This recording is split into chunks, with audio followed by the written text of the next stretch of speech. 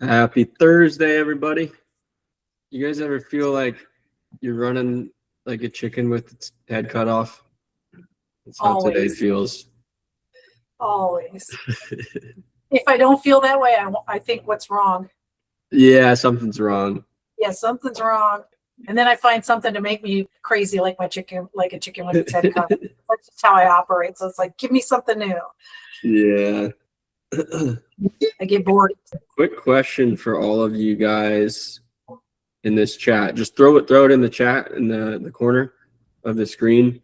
What kind of offers are you guys sending out for direct mail? Is it a blind offer or is it a neutral offer? By blind offer, I mean you're actually throwing out a price from the get-go. Neutral being you're just saying, hey, we buy land. Are you interested in selling it? Seeing quite a bit of blind offers. I don't know. We're pretty mixed. I'm just going to wait a couple of minutes before we open up. Mike's saying neutral, but looking to test range or blind. I hate the range offers, to be honest, for mail. They never worked for me. Yeah, it seemed like that really came about during COVID when prices were fluctuating so much that people just really didn't know how to price things. So they start doing that. I think it was a temporary solution. I think in the current marketplace, and especially when you have tools like yours, it's not, you can get pretty darn accurate on what price you want to offer. And then it seems a little bit more legitimate as far as it seems like a solid offer you're putting out there. Yeah. I see Ross have a Land Academy model of offering 25% of full market value. Yes, great offer. Great idea. Great idea. It's going to work every time. No, it's not. Yeah, 25% of what? That's just it. What are you starting with? Where is it coming from? Well, there's just lots of coaching programs out there that teach people to offer really, really low. That used to work, though, to be honest. It worked out for me when I first started, and then the market changed.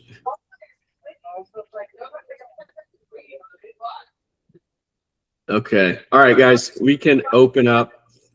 So I've been getting a lot of messages about the recording of yesterday, so I'm going to throw that in the chat. Make sure you guys save this if you want to go back to yesterday's recording.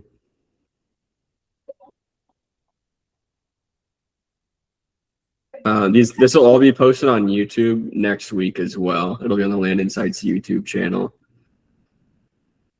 But here's, yeah, that first link is the recording.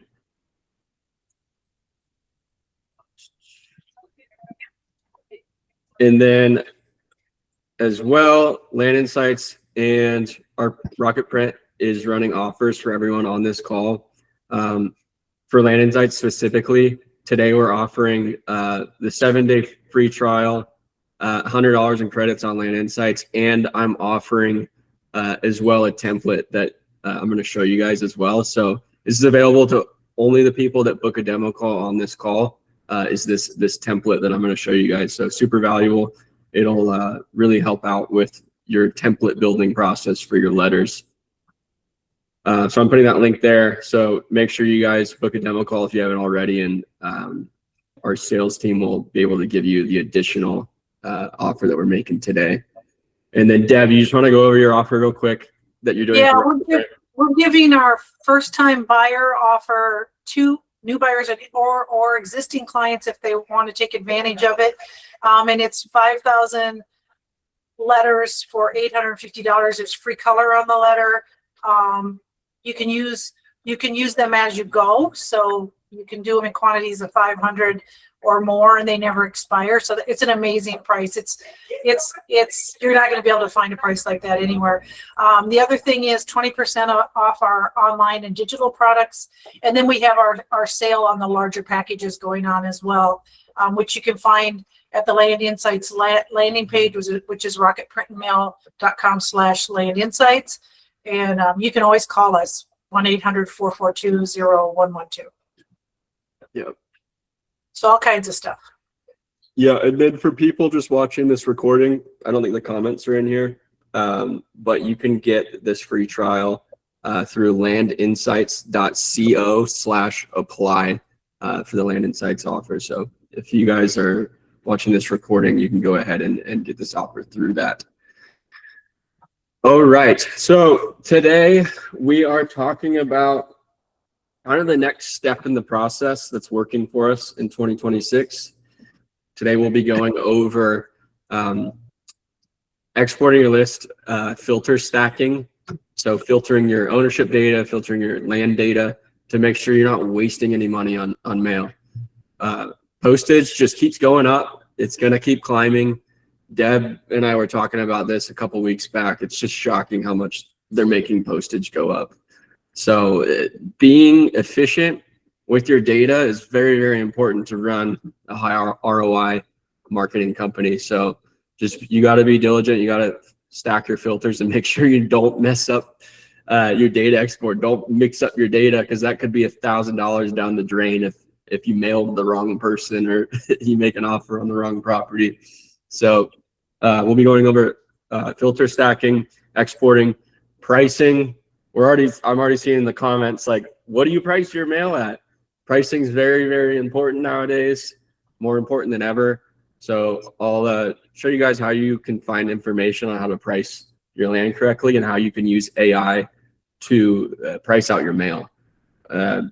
Before AI existed, I was in this business and I was funneling through Excel, like looking up Excel courses on how to price my mail faster and faster. Now AI can just do it all for you, which is amazing. And then we're going to work with Deb to go over template building strategy. So what makes a good letter? Should you add color? Should you not? Things you should put in your letter, copy-wise, things you shouldn't put in it. And then I'll also show you how you can use AI to just build your template for you. You don't need to use Canva. You don't need to use Google Docs. You just build it out now with a little bit of information. So without further ado, let's talk about exporting. So yesterday we talked about market research, and we picked out some markets. If you guys missed that, make sure you go click that link I shared in the chat after this call and watch that market research video. Super helpful information. Did you guys all find that helpful? Yeah. Great. I know it was a lot to go over, so like feel free to just go back and forth and go through that video and break it up into pieces so you understand the process. But once you get the hang of it, you can really get moving, and it's going to be helpful moving on. So market selection is always important. I want to talk quickly about filter stacking. So there's a couple of things Land Insights was built on that was made solely to save you guys money on your marketing. So in Land Insights, you can type in your county that you're going to export, or your zip code, or your region, whatever, and you can throw in a few very effective filters. So the first one, which is the most important one, is landlocked filter. So you're going to remove all the land that's landlocked with the filter. You're going to remove wetlands, flood zones, bad slope. These are all filters we've created to make sure you're going after A+ properties. I saw a message in the chat that a guy said he had to cancel the contract. Hey, Mike, you want to mute yourself? Okay. Yeah, I saw a message in the chat saying he had to cancel his contract because he couldn't find a buyer. One of the reasons could be it wasn't a great property or it wasn't a good price point. So it's very important we're going after the best land in these areas. If you don't have a solid piece of land that has like flat topography, no wetlands, no flood zones, it's like a perfect buildable lot, it's going to be hard for you to sell it if you don't have that. So we have all of the filters you can use to go after that. So I'm just going to show you briefly what those filters look like.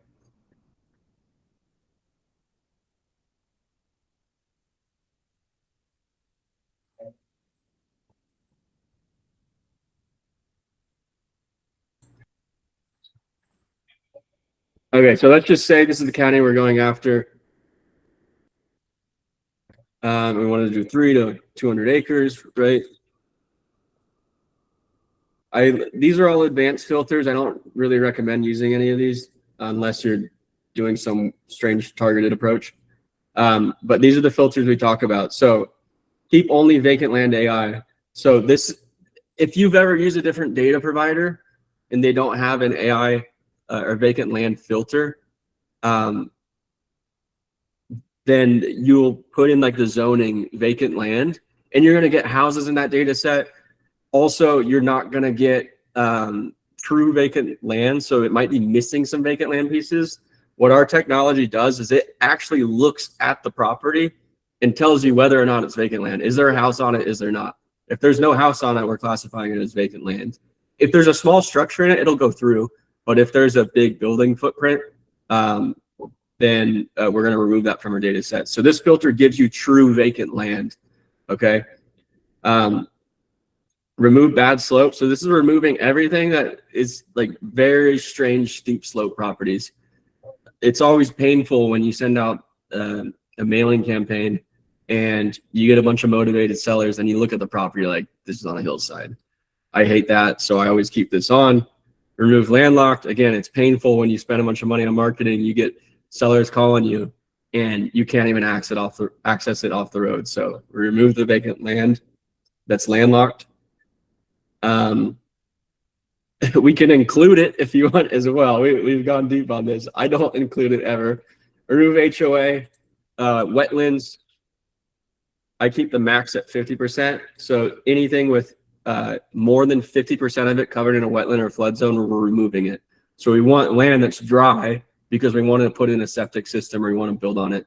If it's in a flood zone or a wetland, it's likely it doesn't pass perk. So we want to make sure we're hitting land with dry spots. You can also do road frontage if you want to go after subdivides. But just check out really quick. If you don't remove landlock from your property, let's see how much we would be mailing right now. So we're at 2207 that we would be exporting. What happens if we include the landlocked properties? So that's about 200 extra parcels, which is about $100 extra that you'd be wasting on mail. Because mail's about like what, 59 cents at the end of the day. So like you want to make sure you're hitting this so you're not wasting money. Bad slope. Let's take a look. Okay, this is a pretty flat area. And then wetlands and flood zones. So we're at 50 right now. Let's see what happens when we remove it. 700 extra properties that you would be wasting mail on likely because it's unbuildable. So it's very important to use these filters because we want to save that money on mail. Okay, so this is something I haven't seen in a land data platform is Seller IQ.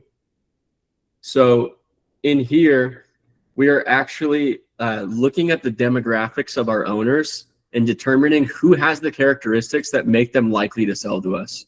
Believe it or not, there are characteristics that we've seen that make it nearly impossible for them to sell. So what we do is we just throw on Seller IQ and it ranks all of our pieces of land that we'd be marketing to as low, medium, or high. Low meaning it's a very low likely they sell to us. High meaning they're very motivated based on the demographic information. Obviously, not all high is going to want to sell to you. It's just raising the odds of a response from a mailer. So the high Seller IQs are most likely going to be the highest likely to sell to you. So generally what I do is I export this list and then I just remove all the lows, and that's about 20% on average of our data set we're removing. So that's 20% of the data set. So let's say we were exporting 2,000, we would be exporting 1,500 at the end of the day, which is 500 mailers in savings, which is about like $300 in savings. So if you stack all these up, you're going to be very efficient with your mailers. And then you always want to do deduplicate owners, right? You can target out-of-state and out-of-county owners if you want. I generally don't do it. I just go after everybody. I don't toy with the ownership length. I just use my Seller IQ because it's looking at everything that has to do with the seller. And you can skip trace if you want. We're doing mail, so no need to do that. I don't touch any of these filters. And then you could throw in the AI pricing. Land Insights tries to calculate what it's worth. Obviously, I always recommend doing manual comping. So that's literally all I do, and I just export my data set. Right, so you can just purchase it, export it, boom.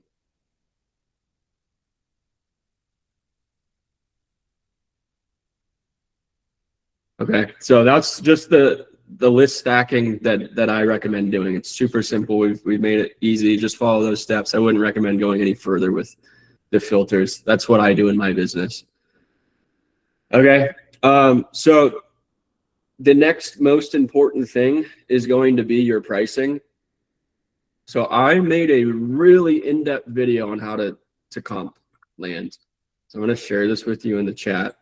This is like the only video you need to comp land. So let me find this for you guys.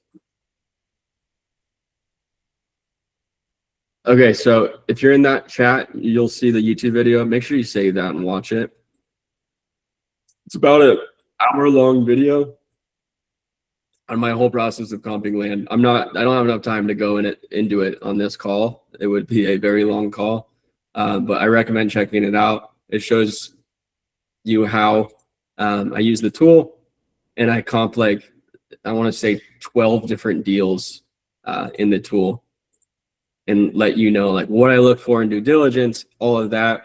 So we're pricing up front. Like there's a lot of people that do blind offers in this call. When we're doing blind offers, we have to comp right up front and price out our list. And we're just throwing out offers. We don't know what the property looks like yet, but we're just making a guess on what 5 acres is worth, what 10 acres is worth, etc. So we're sending that out. So highly recommend this video just for figuring that out. Okay. And then once you get like the basics of comping land, you want to bring that to your blind offers. So highly recommend this video. So our export is still processing. It may take a couple minutes since we're running the seller IQ analysis.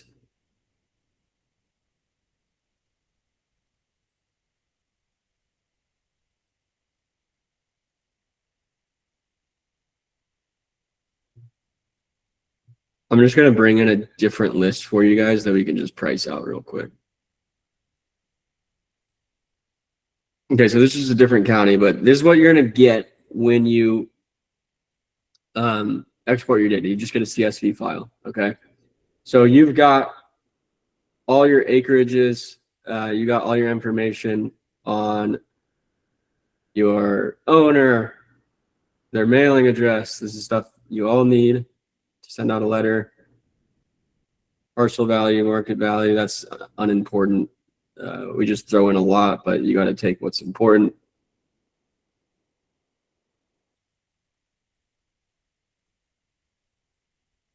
Okay. So what I used to do was I would price out my mail in this sheet right here. I would literally just go filter. I don't even know how to use the numbers app, to be honest. I know how to use Excel. Here, I'll throw it in a Google sheet real quick.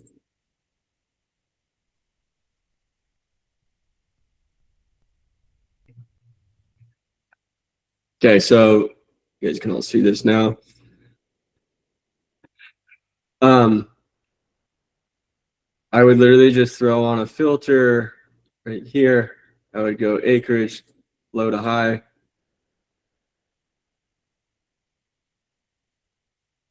Let's remove that one.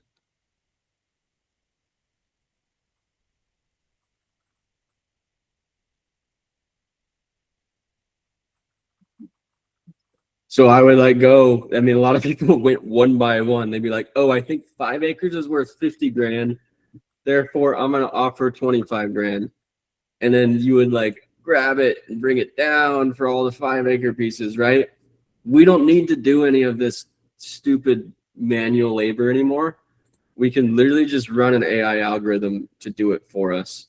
So again, we're going back to Claude. Like you guys need to be using Claude in your business if you just want to make things more efficient.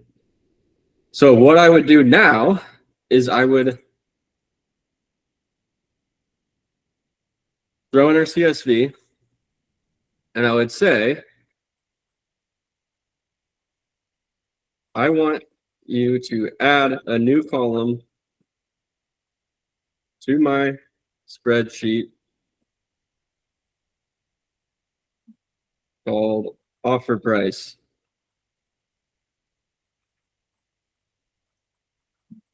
I want you to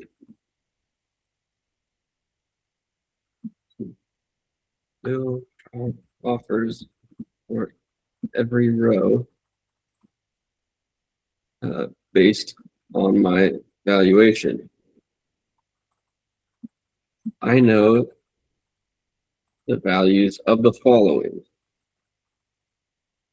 Okay, so this is assuming we already know the values of some acreage points in this county. So let's say like I figured out what a 5 acres worth, what a 10 acres worth, what a 20, what a 40, all of that is worth. Okay. So you don't need to know the value of a 23 acre piece. You don't need to know a value of a 38 acre piece. You just need to know a value of like the broad spectrum of different acreage points. So we know the most common piece of land is probably a 5 acre piece. Okay. So that means there's going to be a lot of comps on a 5 acre piece. The next most common is a 10. The next is a 20. The next is a 40. And the next is an 80. So I recommend just finding the values of only those points. And then we're going to have AI fill in the gaps for the offer price on all of those. So 5.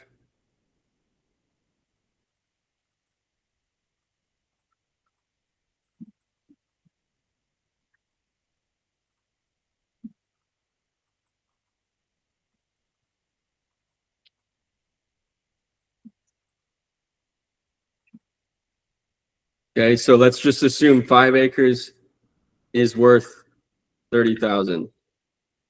10 acres is worth 50,000. 20 acres is worth 90,000. 40 acres is worth 120. These are just random numbers I'm throwing out. Okay, so I know the values of the following. I want to make an offer of 55% of value on each piece.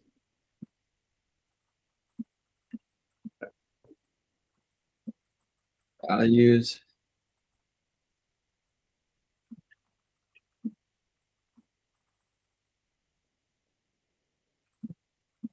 Use math to fill in the gaps for me based on the acreages, you know. Okay, so what we're telling it is add a new column, right? So we're gonna add a new column in the spreadsheet, and you're gonna fill out offers for every row based on the valuation. So we know these values. I want to make an offer 55% of value on each piece. Add that offer price in each row. Okay, and then we're just gonna run it and let's see what it pumps out. It might mess up. I don't know. I'll fact check it. So it should be super duper quick. Okay, so literally this is doing all the work for me. It used to take me like 20 minutes when I was prime to do this. For a lot of people, it takes hours. So it's amazing what this tool does. So I'm gonna go over questions while this is running. So I'm assuming the price AI struggles in non-disclosure states just like price does. Honestly, non-disclosure is not that hard to comp. Like Land Insights pulls in comps for non-disclosure states. So it's really not that difficult. Again, I don't recommend using AI to come up with the value for you. You got to do this manually. So when I say like figure out the 5 acre, figure out the 10 acre, 20 acre valuation, go do that in Land Insights. Look up the county, look up the comps in the county, and figure out what that average value is. And make sure you're conservative with your pricing. Okay, and then Roman, hopefully that's how I'm pronouncing your name right. Land Insights AI. I think it's pro only. Don't take my word for it, but I'm pretty sure it's pro only for AI pricing. But again, like it's there for you. You can use it if you want, but I'm not going to recommend it because I don't want you to blame me when it's off, because it's not always going to be perfect.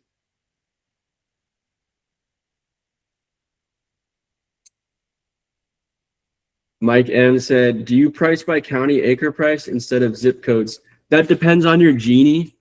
So you can look up the Land Insights Genie. If it's a low Genie, you can price by the county. And then if it's a kind of a higher Genie, I do recommend breaking it up into zip codes. So when I say Genie, that means like how close the value of the west side is to the east side. If it's a low Genie, that means like this side's pretty close in value to this side. Therefore, we can price by county.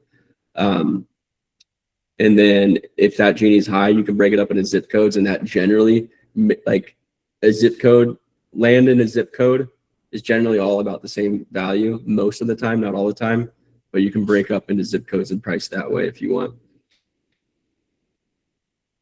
Okay, so it pumped out that CSV for me. So I'm going to download it. And then I'm going to throw that in Google Sheets real quick.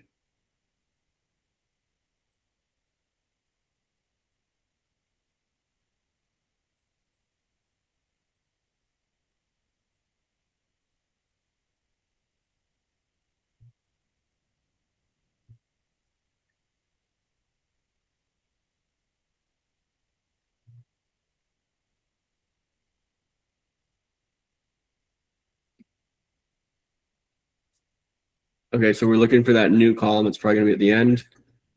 Okay, so I'm just going to drag it all the way over to our acreage so we can see what it did.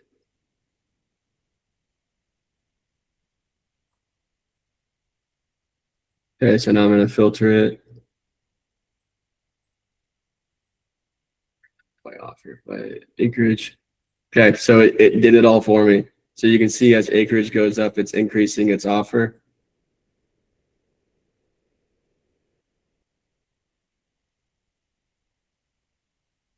And it's all linear now. So like there's our priced out data set, right? I forgot to give it like the high point. I always recommend saying, I think 234 acres is worth X amount. So then it really fills in all the gaps. It just made a guess for us here. So that's our offer price. That's 55% of value, like I called out in Claude. It's all priced out, like it's ready to go. You can send this data set to Rocket Print, and then you just got to reference the right columns in your template. So make sure you have if you're doing blind offers, make sure you have a reference in your template called offer price. And then Rocket Print's going to take that CSV, and then they're going to send you a proof once it's all in to make sure everything was mapped out correctly. So Deb, just want to go over that process really quick for sending a CSV in the template.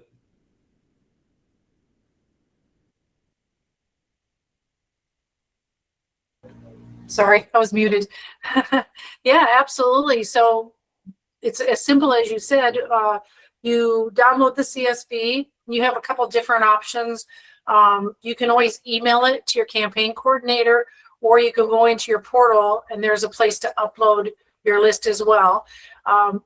Your campaign coordinator will help you ahead of time as far as like what Rylan just said, explaining that whatever variable fields that on the letter that matches what is at the header of your CSV file. So if it's offer price, it says offer price. And the reason we're a little particular about that is sometimes there's multiple addresses, especially when you get into probate or trust things, that kind of thing. So we want to make sure we have the exact, and so then we variable map it and we send you a proof. If for some reason there's a question, like if someone says, is this supposed to be address number 1 or address number 2, your campaign coordinator will ask you to. They don't just make assumptions on that thing, on those types of things. But then we do what's called a merged proof, which is it's a sampling of 10 to 20 of your letters. So you can see that dear first name, dear, or your property, and then the property ID, that everything's flowing through there correctly. So you do get proofs so you can make sure that everything was mapped correctly, but it's really easy. And the campaign coordinators are amazing as far as catching things or questioning things if something isn't crystal clear. Right. So yeah, like here's an example of that, like the reference or like the variables, I guess, like that would be a column name in your spreadsheet, right? So you just want to make sure they all line up. Exactly. So one of the first steps we do if you don't have an approved template on file is we'll take your letter and we do actually make sure these are matching or change the nomenclature so it does match. And then we'll say double check this, but your list said owner underscore name. And so we change it instead of saying owners. Some people say owner's name. We'll make it match exactly. So you approve that before we actually do the merge, just to make sure that everything's exactly what you know, how you have the headers identified. And then you don't have to redo that. If you're using this template again, you just send in the list and they're going to send you that merged proof. So it's really simple and easy process. Yep.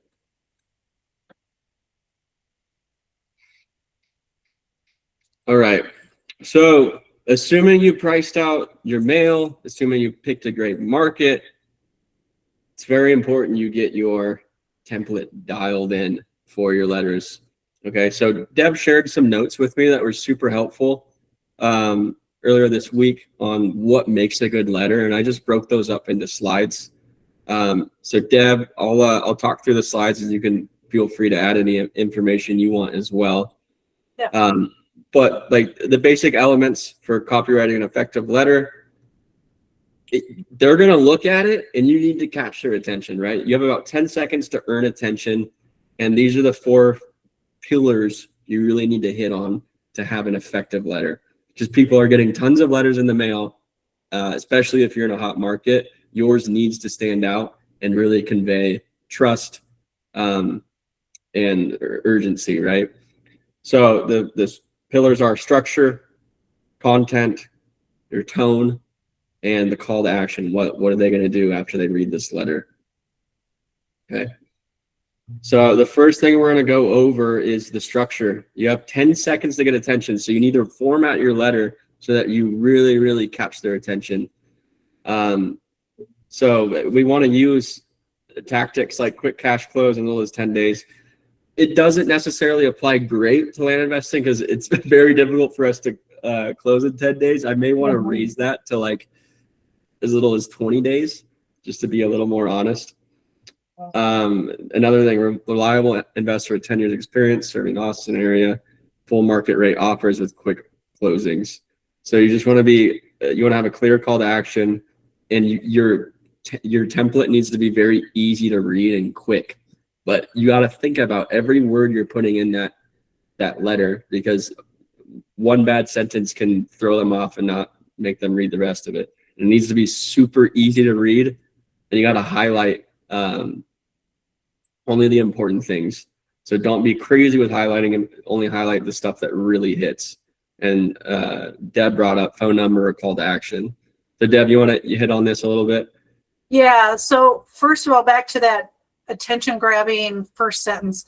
If you have a specific list and you know you have that list for a reason, let's say tax delinquencies. You're mailing to some land with tax delinquencies. Don't mess around. Let them know. Hey, if you want some help or relief with your taxes, I can cover your taxes, blah, blah, blah. So always, if you know what the pain point supposedly is, start with that. Don't pussyfoot around. Go ahead and let them know, because then it's going to resonate right away.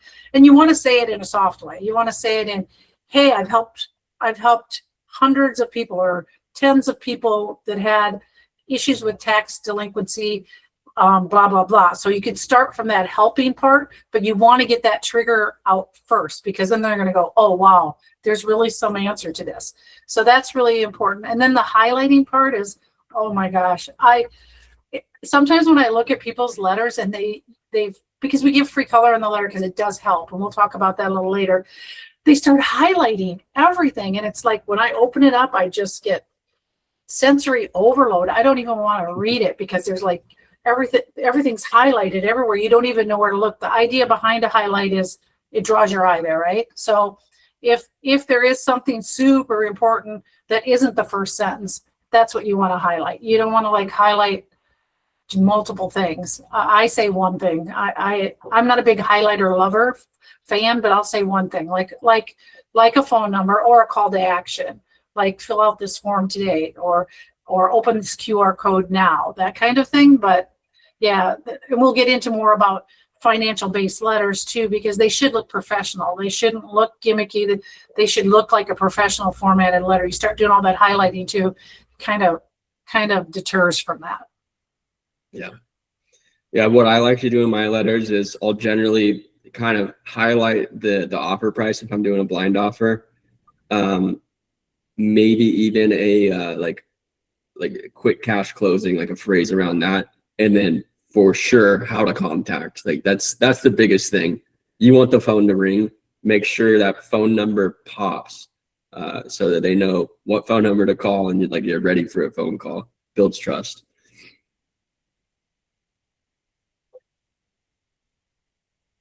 Okay, so content, make it about the reader. I really like this from Deb. A lot of people like to talk about themselves, but this is a sales pitch. So you got to talk about them. You got to think about what they're going through. So you want to use more of you and not we, right? So focus on the benefits of the prospect. Think about what they could be struggling with and highlight that.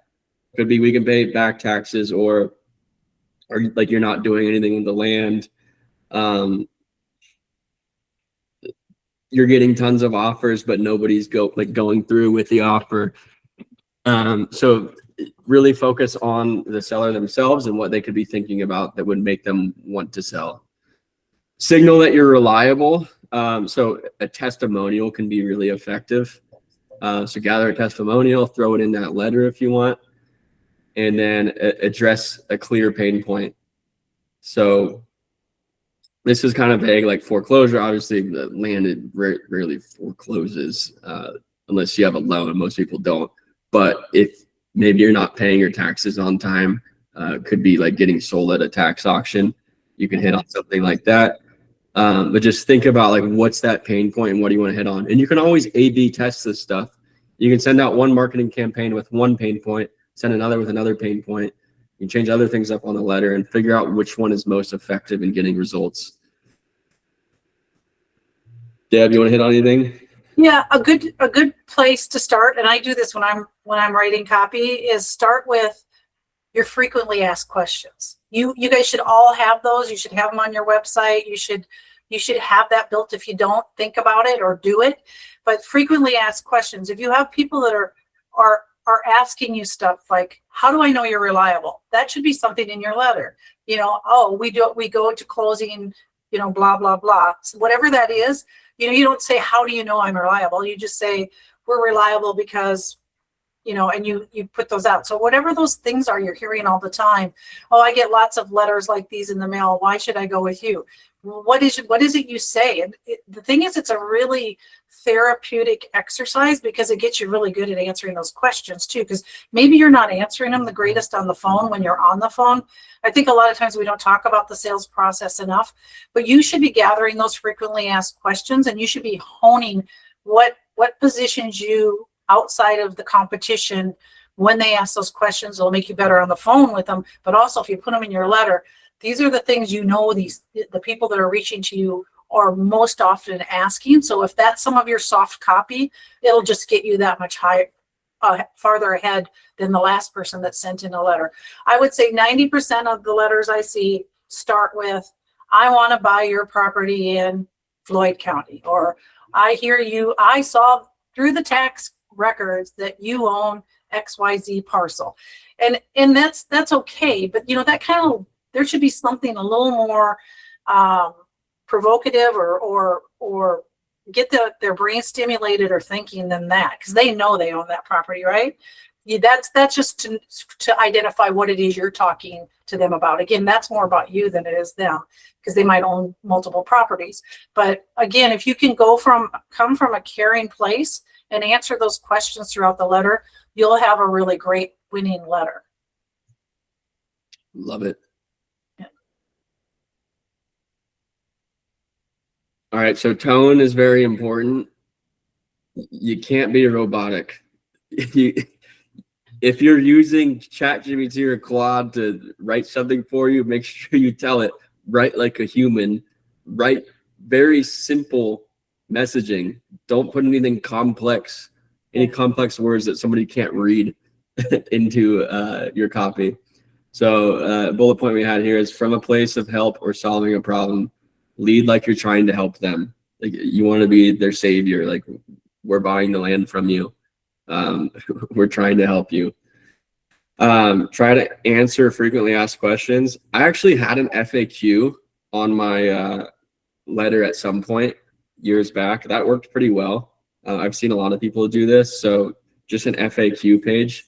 So if you're not doing a blind offer and you want to do a 2-letter letter, so like an opener and a second page, you can put on that second page FAQ if you want, if you don't want to put a contract on there. So that's a really cool thing you could do. If not, you can try to answer the FAQ questions inside your copy, inside that first page. And then you want to create mild urgency. So give a real reason to act now. Never manufacture false pressure. So Deb, you want to hit on a couple points there? Yeah, so back, I was just talking about the frequently asked questions, and that's really smart. You can always print on the back side of your sheet. But another thing is, for all our clients, we give free QR codes. So if you have a frequently asked question page, we can just have a QR code open to that, and we can actually, lead them to that. And usually we do it at the bottom with the signature. You want more information, look here. So that's a smart thing. The other thing is those QR codes in your portal are 100% trackable. So you can open and see who on your list opened the QR code. Makes the lead a little warmer. So if they didn't reach to you, now you know, oh, they were interested enough in what I had to say that they opened that frequently asked question. So that's another thing you can do is on your letter, you can put a QR code with those.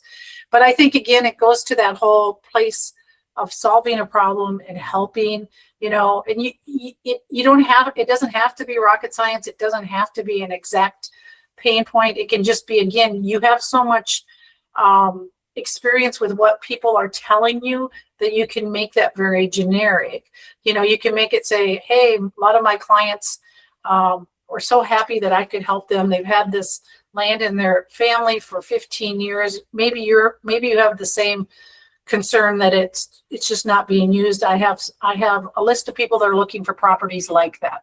So there's things like that you can say as a entry level question too, where like, oh, I'm trying to help someone else. Maybe you'd like to sell me your land so I can help someone else who's looking for land like yours. So there's things like that you can do. We definitely, and honestly, I was just talk about Claude. I was just talking to the CRO that I report into about building a Claude tool with all of my recommendations, and even entry or introductory sentences, things like that, for my clients to eventually be able to go in there and take their letter and put their letter in there and have Claude rewrite it based on best practices. Doesn't mean you have to use it, but it's something that's kind of on the back burner with us, because I said it would be such a great benefit to have people be able to write their letters and then put them in there, and then have Claude, based on what I've input, do a little critique and change it for them and see if they like it better. Yeah, that'd be awesome. Yeah.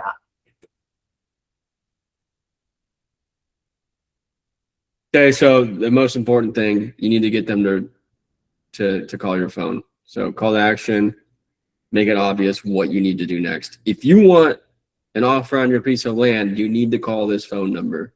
If you want more information on how to sell your land, follow this QR code. So be very efficient with your call to action. I would make it one thing. So make it obvious. One link, one phone number, one clear ask. So I wouldn't call out like, oh, you could email me here, or you can call me here, or you can send a letter here. I would just like keep it a one thing. Just call me. Or if you don't have a phone, then here's my address right here. So just make it super efficient, right? And very obvious. And then repeat the call to action either end. So you want to obviously like say it at some point in the body of your letter, and then definitely at the end because that is the call to action. You just read the whole thing. Here's what you got to do next. Yeah, it's pretty clear, but there's a lot of different things you can do for call to actions. But the main one is you want them to pick up the phone, and you can say things like, "Call today. I'm free to discuss the full valuation of your property." Sometimes you can leave it a little open ended too. So if you're giving them a price, but you can make that call to action a little softer, a little rounder, so that it's like, hey, let's talk about the valuation of your property today. So you don't have to say call today to sell your property. You can say call today and let's talk about the valuation of your property. So there's different things you can do. I have people that say, call today and I'll give you a counter offer. I think that's, for a first off letter, it's like saying you wanted to give them a counter offer already is a little odd, because it's like you're saying you're already not pricing it right. But I do have people that have that too, like, hey, call me and I'll give you a counter offer. So there's a lot of things you can do as the call to action. I have a couple of people that actually do give, it's a softer close. So they're not asking to buy the property, but they're saying, kind of what I just talked about, I can give you a free market evaluation on your land today. So there's things you can do to get them to call without them thinking you're trying to close them too. There's nothing wrong with asking for the close, but sometimes there's some soft ways to ask them to call, to get them to call and get more people to call. If you're doing actual offers on your letter, that's one great thing about having an offer. They already have an expectation of what it is you're willing to do for them. So that's why a lot of times in fact, you do get less calls on blind offers, but you'll find, those of you that have been doing it, I'm sure found this, and those that you haven't will find out that you get less calls, but the calls are warmer. They've already got in their mind a predetermined idea of what you're going to offer them, right? When you do a neutral letter with no pricing, you will always get more calls, but you'll get people that want 5 times what it's worth. You'll get some craziness with that. They're both great. They both really do end up in the long end producing about the same ROI. It's just that sales process is totally different. So for some people, they don't want to mess around talking to a bunch of people. Other people love it. So it really has more to do with the sales process of what letter works for you and your team based on, that sales process. Yeah.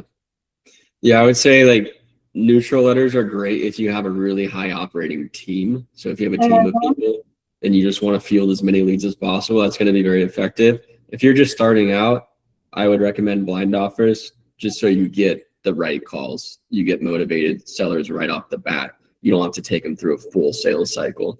So up to you based on your positioning. You could also do a neutral letter if you're just alone. You just need to make sure you're dialed in with the sales process.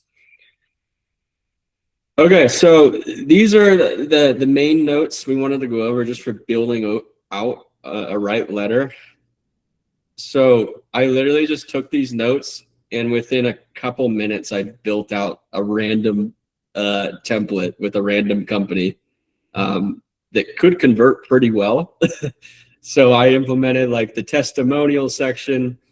I highlighted the call to action right over here. I threw in a cool little image that Claude made for me. Claude made my logo. Claude just did everything. It took me like 2 minutes to write a script, and it built this out. So this is what I'm going to be giving to you guys, is a starting script for your letter template if you book a demo call today with Land Insights. So you'll be getting a free trial, 7-day free trial, and $100 in credits to spend on data, skip tracing, whatever. And you'll also be getting this script that you can plug into ChatGPT or Claude to build out a template for you. So this is a good starting point, and you can just use this and iterate from it. You're like, hey, I really don't like this logo that you created or this image. Throw in an American flag in that corner, and it'll just replace it. Hey, I want you to read through my copy and implement Alex Hermosi sales tactics in order to make this convert better with the copy. The sky's the limit with what you can do here. So yeah, like this was built in minutes. So it literally built out my variables, call to action, copy, all of that. I didn't have to touch any of it. This was the first output. So this is a great starting point. You can just tell it, hey, fill in my information, and then just iterate from there. So Deb, I want you to pick apart this letter template for me. I want you to tell me what could be wrong with it, and then also what I'm doing well at. So first of all, I just love it, especially that it just came off that quick like that, just with the basic information I gave you. The things that are really good about it, first of all, and I want everyone to kind of think about this. Think about the competition that's coming, the vast majority of it that's coming into your prospect's mailbox. It's just black. Think about it. It's just black text, right?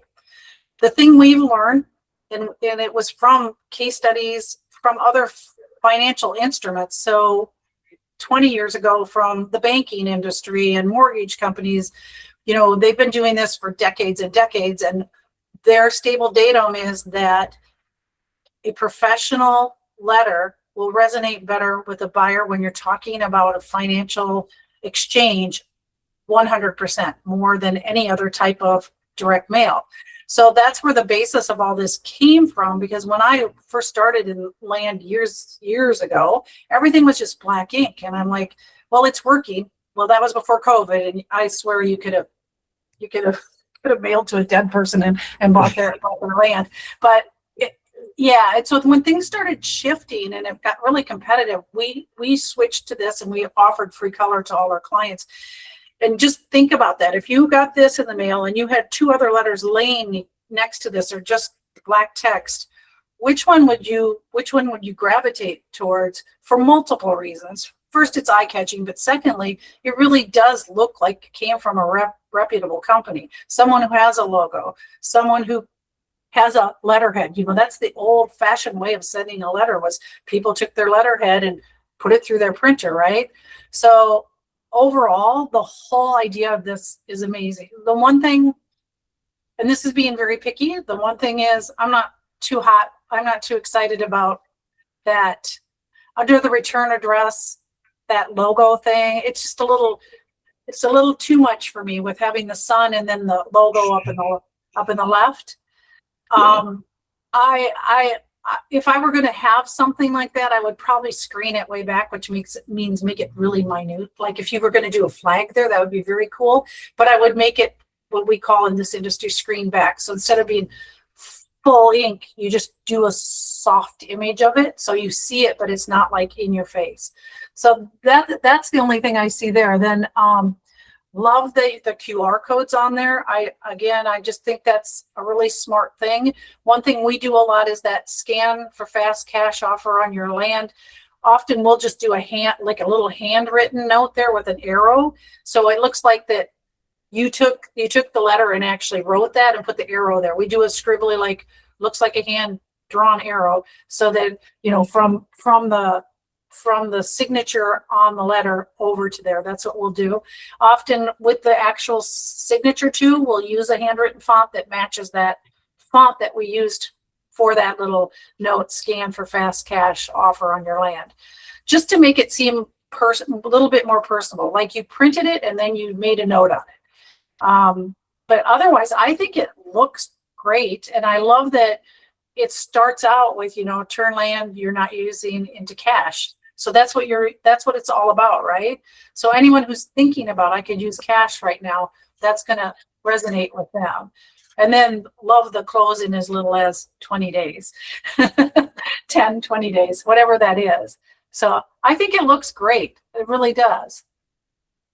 Yeah, it's definitely a good starting point. Again, it's just pumped out. Like if you want to do the handwritten stuff, you'll say, hey, write scan for a fast cash offer on your land in handwritten text and point an arrow at the QR code. Do something like that to personalize it.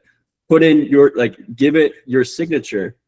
Here, sign my name right here instead of saying my name twice, which looks stupid. Sign my name here. Make this less visible. I don't like it popping out. You can just text that, go back and forth until it pumps out something you really like. Yeah, I mean, it looks, otherwise, I think it looks great. And as far as the QR code, for any of you that aren't using it, and like you said, you should because it's free.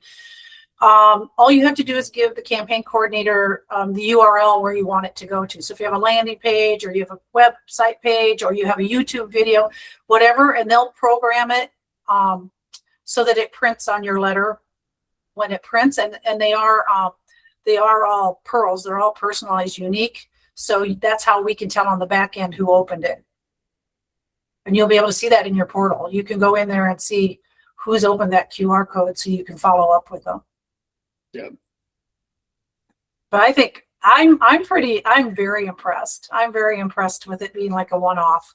It looks probably better than 80% of the letters we receive from people. Yeah, one thing I want to note, what I've seen is very effective from people I've talked to, is putting a picture of yourself on the letter as well. If you're comfortable putting a picture of yourself, put it in the corner or something. You just give ChatGPT or Claude an image of yourself, say, hey, put it in the bottom right corner or wherever you want it. Put it in this corner right here, and it'll include a nice picture of you to just build reputation, build rapport. Yeah, excellent note. Yeah, we do that a lot. We like it to be personable. You know, we like it to be. Some people are out in the country leaning on a tree. Other people have professional headshots. We find in this space that the more casual approach to that photo tends to work a little better with the prospect that's getting it. They want to know you're a real person. They like the idea that you're a real person. Yeah. Right on. Well, that's all I've got for you guys. Deb, is there any final things you want to go over? I don't believe so. I mean, we could talk a little bit. It's 7:00 and people have to go, but you can always call in and we'll talk about it too. But there's different envelope options to use. Like with that letter, what we find that works really well is we do a closed face, so no window on the envelope, and then we'll use that blue ink that we used to sign Ryland's name in that same font, and we'll address the envelope with that same color ink and that same font. So when they open it, it looks like you know, it all looks like it's from the same handwriting. So that's something else we can do. From the double window, it's like a 3-cent upgrade. It's not that much compared to, you know, standing out in the mail more than those double window envelopes. So that's something we can talk about, envelope options. But you know, between the double window and the regs, we're finding the regs are getting, when I say regs, no windows, they're getting opened a little bit more than the double windows. So that's something we're recommending right now. But again, when you call in, myself or someone on my team will consult you on that, like what you're using now and what might help to increase your response rate if you're feeling it's a little soft right now or a little sluggish, or if you've never done mail and you just really want the right recommendation. Yeah, I do think that the handwritten envelope works a lot better. There's the non-double. I think it's more effective. There's probably 500 letters sitting on my desk over there, and I only opened the one that wasn't a double window. Oh, interesting. Interesting. All right. Any questions you guys want to go over? I'll start going through these right now. Considering doing wholesaling, how can I find cash buyers using Land Insights in a specific area? We just went over it. So watch yesterday's video. You're going to find the right market. Oh, no, you want to find cash buyers. Oh, don't find cash buyers. Put it on the MLS. You can literally wholesale land on the MLS. You just have to have a double close contract. Or you can get private money. It's pretty easy to get. Look up land investing or land flipping funders, and there's people who will give you money to buy the land and resell it. Wholesaling, we call it double closing in land. So you don't go look for the cash buyers, you put it on the MLS. Putting land on Facebook is an absolute waste of time. Putting land on like software is designed to connect you with cash buyers. It doesn't work. It's not a great strategy. It may work, but it's not what I recommend. So you wouldn't recommend robotic handwritten text versus the print? I mean, I'll give you my 2 cents. Robotic handwritten letters is expensive. Like, you can always have that option. If there's one market you really like, sure, go send that. But we want to be cost effective. I recommend like that template style I just shared. You go robotic handwritten text. That's, I mean, Dev, do you guys do it? We do the handwritten, but it's you know, variable printed. It's not an actual pen. So we don't do it. We actually almost bought one 2.5 years ago, but they're so slow and we just couldn't see. That's just it. You have to overcharge for them, and they tend to be, because of that. And like what you said, I also recommend, like, if you have a hot list of people that you talk to and you can't get a hold of them, you know, and it's 200 people, you know, pay the $1.30 each and do it, right? But why would you do that with your bulk mail? I mean, why would you pay double to do it? The truth is, the pen is using in most cases, in the larger company that's kind of ate up 3 or 4 other of the smaller handwritten style companies, they're mass producing them right now, so they're using the same fonts as us. So it looks identical as ours, except the difference, to me, the only difference is you can actually feel it. You know, you can feel that pen, but who's going to get it in the mail and feel it? I think some people do, and I think usually it's people like ourselves that are looking for something new, and so we're like hyper focused on what's different about this, and you feel it and you can tell. But you know, for double the price, it's not great for your bulk mail. People aren't going to not call because they couldn't feel that it was done by a pen. So that, I kind of have the same feeling. But I say, yeah, if you have a small list of people that were hot leads and for some reason you can't get a hold of them, by all means, you know, pay $1.30 each and try it, you know, and see if you can get them back on the hook. So I think that's what I recommend as well. Yeah, I agree. Like bulk mail, like go the cheap option. Like Rocket Print is very affordable. That's why we always love to work with Dev, because I stand behind Rocket Print. I use it. So like, be affordable with your marketing.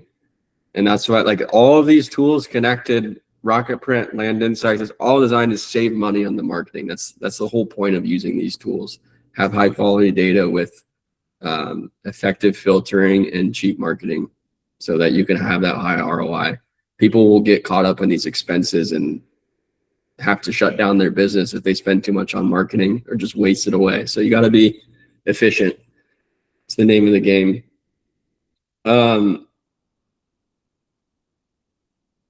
Roman, am I saying your name right? You can always go ahead and talk if you want. You don't need to send messages. Yeah. Yeah, you got it, bro. What exactly is your question? How much is each line of data? What do you mean by that? What you were going over today, it reminded me of data tree when you're pulling all of this data. And with data tree, it's like 10 cents per line. So are you paying per line with Land Insights? Yeah, so on Pro, it's 5 cents. And then you can upgrade to unlimited data as well. So if you want to just pump out 500,000 letters tomorrow, you can just buy the unlimited data plan. It's like $4,500.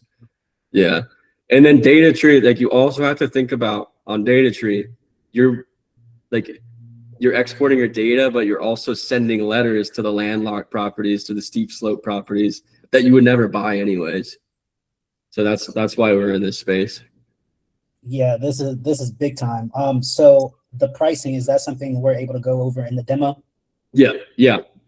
I think Pete's in here, and yeah, you might hop on a call with Pete or Coach. They'll go over everything. They're also land investors as well. So it's a really, really solid call. I recommend doing it. Sweet. Thank you, Deb. Thank you, Ryan. Your information has been amazing. Really appreciate your input. It's very thorough. And Rylan, especially, I appreciate how you mentioned yesterday, and it shows, and how you deliver the information, how you try to be as realistic and balanced with using technology as possible. You're a tech co-founder, but you don't try to let it take over your life.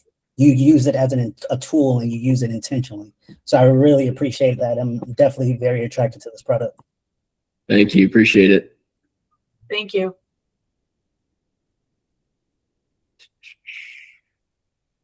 All right, we've got closers land. I'm struggling with your question. You want to just hop on and talk through it?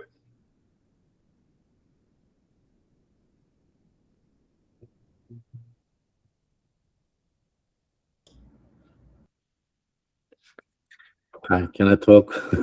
Yeah. Ryan, first of all, you guys are nice, really professionally. Thank you. I like to be here, really, be honest. You guys professionally is pretty good, but problem is my English, and I'm a little old school. I don't have a lot of experience about for computer, and I've been in that business almost last 10 days. First time I do a lot of different business. I love to do that business, land flipping. I like to do it. So I have a couple of questions only. I have a connected with the smarter contact company, and I'm trying to get my boarding list of today, and they asked me what company you work with it. Dara, I said, let's sign it. They said, oh, call them. You don't have any list yet on the system, and we have to make the SMS, and text stuff. You know what they do. I need to get it in. I don't know how you're gonna do it. Yeah, so it sounds like you're getting into the business. You want to learn the ins and outs, but you don't quite know the process of everything yet. Yeah. So, like, this business is very difficult to just start on your own without guidance, right? We're a software company. We're not going to show you every step of the way, right? I kind of skipped through a lot of the process. I highly recommend going through an education program.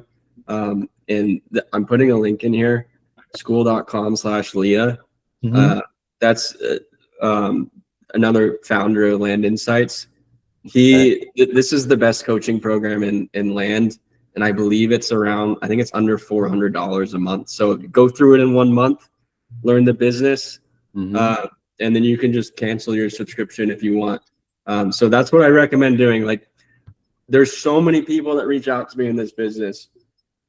They'll be like, oh, I see, like, you're crushing with land and all that. How do I get into it? How do I get the software? I'm like, wait on the software. Like, you need to figure out how this business works first before you just start exporting data and sending mail. So I always recommend going through a coaching program, and every time someone has skipped that, it's been a failure. So I recommend you get the true education that works. And Sumner's program is the first thing I went through when I went in this business. I was his second ever coaching client. So I've been with Sumner a long time. His content's amazing, and he's a great guy. So recommend checking it out. Thanks. Yeah, and $400 a month's a steal. It really is. I mean, there are coaches. I'd say the average is like $2,500 up front. So it's really a value, and they go much higher. You definitely can pay $50,000 if you'd like, but I've seen $40,000 beginner programs. It's crazy.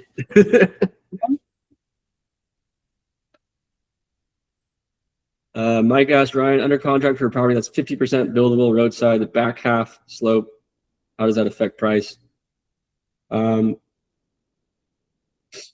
It's really hard to tell without me looking at it. If that back half is unbuildable, maybe discount it by like 25%, I would say. 25 to 30% discount it. As long as the roadside is flat, like, you're good. And as long as it has decent acreage. If it's 1 acre and the back half is not buildable, then the front half might not even be buildable. I don't know if you'd be able to fit leach lines for your septic on it. So hard to tell without me looking at it, but generally, like, bigger piece of land, like 10 acres, I'd discount it like 25 to 30%. Go through that video, Mike. I think it's the Mike I know. If you haven't gone through that comping video, I'd check it out.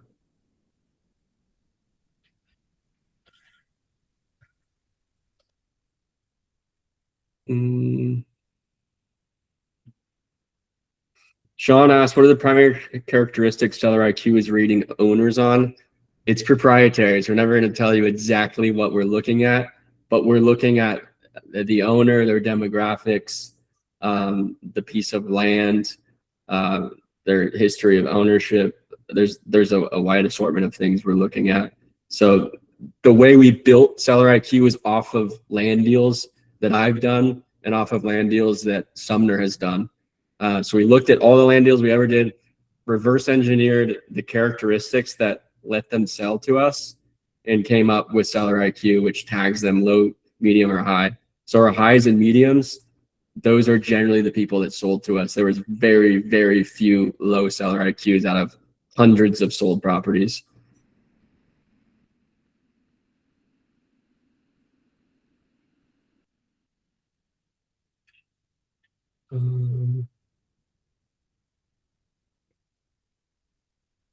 All right, I think that's everything. So, all right, I guess we'll leave it off here. Appreciate you all hopping on. For people in the recording, check out landinsights.co/apply to book a demo call if you want to learn more about Land Insights Pro. And then Deb, how do we reach out to you for that offer again? There's a couple ways. You can always call, and our number is 1-800-442-0112. Or there's a landing page that's rocketprintingmail.com/landinsights. And that landing page is always up, but right now these specials are on that landing page. Great.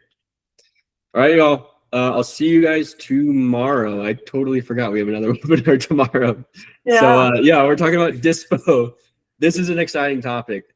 Stay tuned for this. If you have a piece of land you bought and you want to sell it as quickly as possible, I'm going to show you the right direction to go with that. So something a lot of people are struggling with right now. I even saw it in a comment. I'll give you guys the framework to sell your land as quickly as possible. So see you tomorrow. Later, y'all. Thanks, everyone.